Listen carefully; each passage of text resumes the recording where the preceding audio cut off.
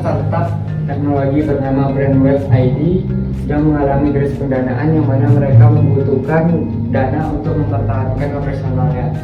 Investor besar Titan Capital menawarkan suntikan dana sebesar 1,5 juta US dollar tapi dengan syarat yang sangat memberatkan, yang mana 70% kepemilikan saham itu akan diberikan kepada investor dan seluruh hak paten algoritma itu akan sepenuhnya menjadi Titan Capital.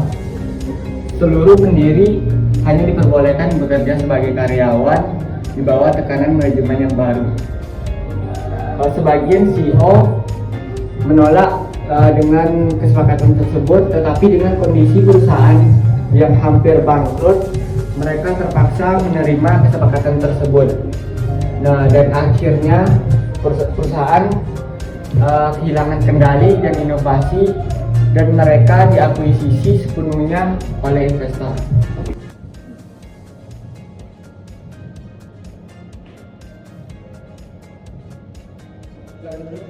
Terima kasih Kak. Nah, langsung saja ke inti pembicaraan kita.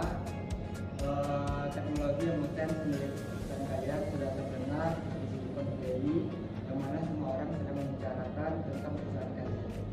Jadi Pak, kami hanya ingin teknologi kami ini berdampak besar. Kami membangunnya semalam Pak, selama 2 tahun, jadi kami butuh partner bukan penganggur. Baik, dengan kapital siap mengucurkan dana sebesar 1,5 juta US dollar. Namun, kami meminta 70% saham dan hak paten atas Demostat mulai pekan depan. Jadi, kami meminta memegang penuh perusahaan. Pak, itu bukan penawaran Pak, itu perampasan berbasis sutra. Bapak ingin mengambil hati dan jiwa perusahaan kami.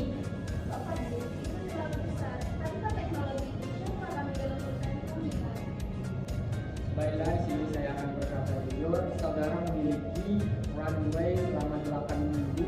Saudara sudah kehabisan opsi, venture lain sudah menolak, dan kompetitor saudara yang berada di Singapura sudah melakukan hal serupa.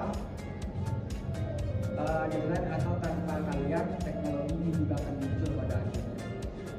Nah, pertanyaannya, di sini kalian ingin menjadi bagian dari mereka atau hanya sebagai pengamat, penonton?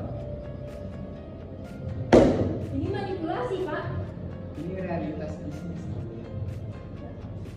Murni, jangan terima ini. Kita bisa bangkit, kita bisa cari angel investor lain. Emang itu kita. Kalau kita menyerahkan hak patennya, kita bukan lagi Brandwave ini. Oh iya, dan kita butuh gaji bulan depan.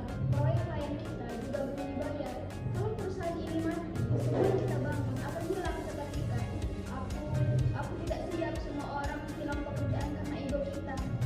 Ini bukan ego, Murni. Ini identitas. Ini hidup kita. Saya butuh kepastian sekarang. Sepakatan ini take it or leave it.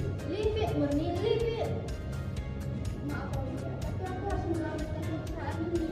Murni, kenapa? Maaf Aulia, tapi kami tinggal yang tersisa. Selamat datang di Titan Capital, Murni. Kami akan membuat Demostat di dunia. Anda membenarkan ini, tapi ingat, sejarah mencatat siapa yang merampas, siapa yang menang. Hari ini kami tidak tidur, tapi sudah menunggu diri kami kemana.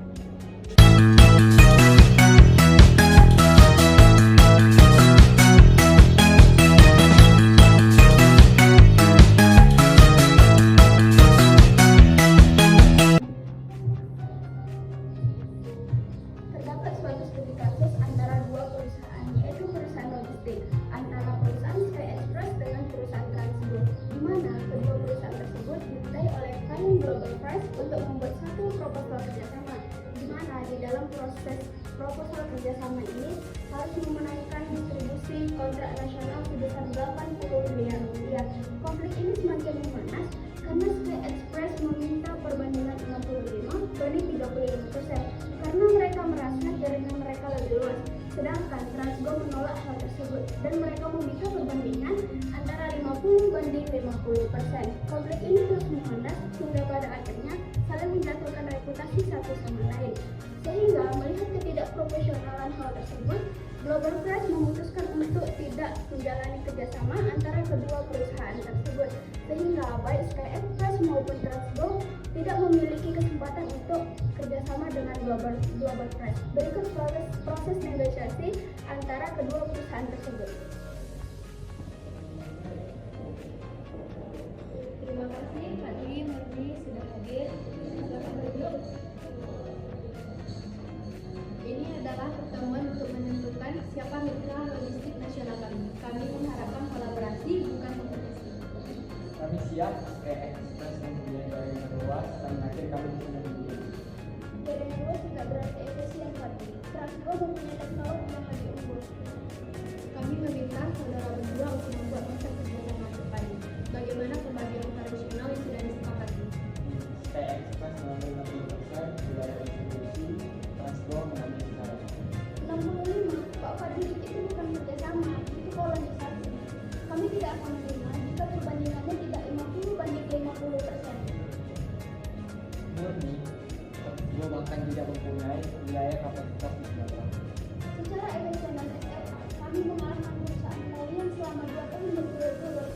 Jangan coba meremehkan. Kami ingin menyenangkan kolaborasi, bukan adu ego. Memang wajar kami memberikan wilayah yang besar kepada perusahaan yang mungkin maaf belum memasuki total menteri logistik nasional. Lihat siapa yang bicara. Urusan yang seperti itu bisa karena adanya suntikan investor, bukan karena kinerja. Jangan sombong dengan jaringan yang tidak efisien. Setidaknya kami tidak overclock kapasitas. Dan setidaknya kami tidak menjual mimpi kosong. Pak Dwi, kami mengundang kalian bukan untuk adu argumen, tapi untuk bermitra. Silakan duduk kembali. Kami tidak akan duduk pada perusahaan yang kerjanya setengah setengah. Dan Transgo tidak akan melakukan kerjasama dengan perusahaan tidak nasional. Ya udah kalau begitu kita bisa